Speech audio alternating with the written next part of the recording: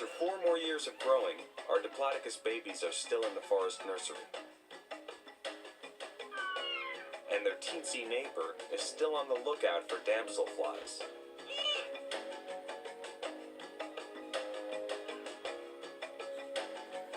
He doesn't have to go far.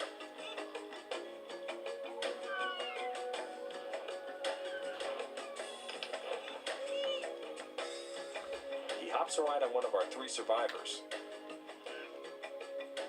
The Diplodocus siblings are now 5 years old, and they're each 40 feet long. That's longer than a school bus. They've also grown the sharp spines and long whiptails of adults. All this growing has turned the tables on the local bully, Ornitholestes.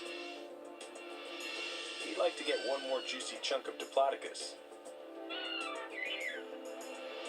Not this time, pal. Get out of here! That's right, get out of here.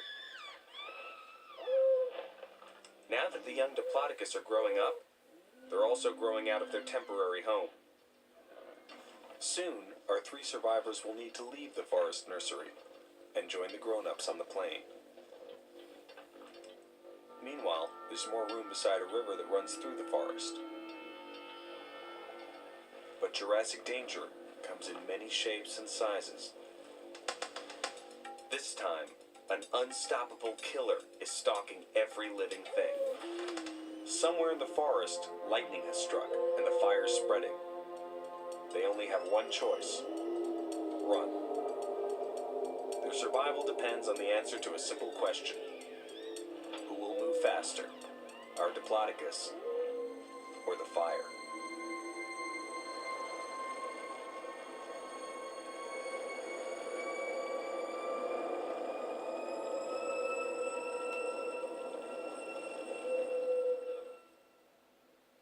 The fire caught up with hundreds of dinosaurs, with deadly results. Our 3 friends made it out of the woods just in time. Now that their nursery is ashes, they've got to move into the prairie. They're still young, inexperienced, and scared of the open plain. And look who's waiting for them in the bushes. Allosaurus. They risk moving further out onto the plain to find a herd of their own kind.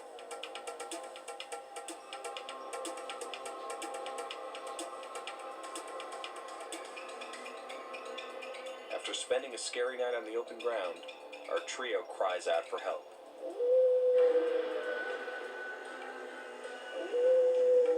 Their desperate cries travel for miles. Who will hear them first? A friendly herd of Diplodocus adults, or a hungry pack of Allosaurus? The herd of adults instinctively answers their calls and moves towards them.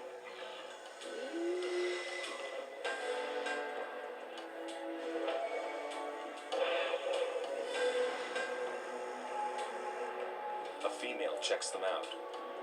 It's unlikely she'd recognize her own babies, but she knows they are Diplodocus.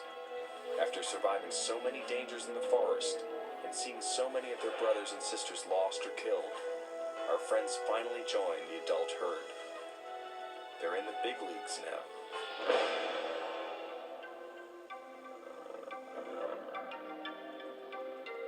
Surrounded by adults 3 times their size, the young Diplodocus have never felt safer. It gives them the confidence to seek out the best greenery a small way from the herd.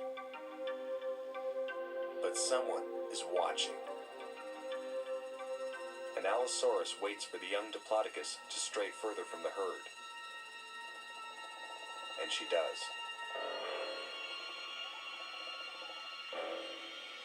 Uh-oh. Make that dinner for 2. The Allosaurus makes his move.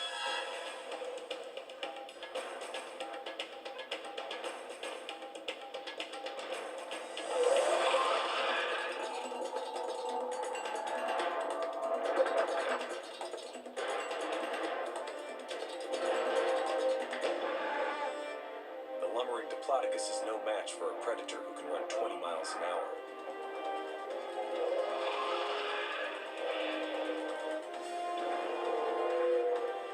Diplodocus rears up, keeping her vulnerable neck away from the snapping jaws with 3-inch teeth.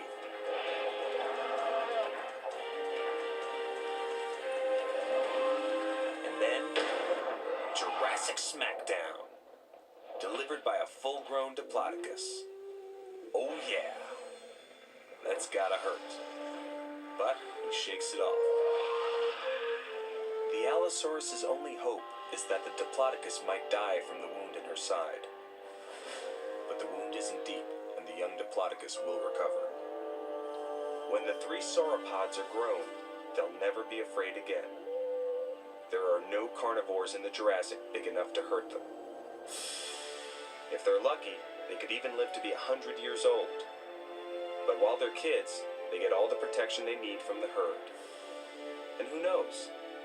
Years down the road, the young female might visit the same forest where she was born to lay her own eggs. If she does, she will have come full circle in the life cycle of Diplodocus, the longest creature to ever stride the earth.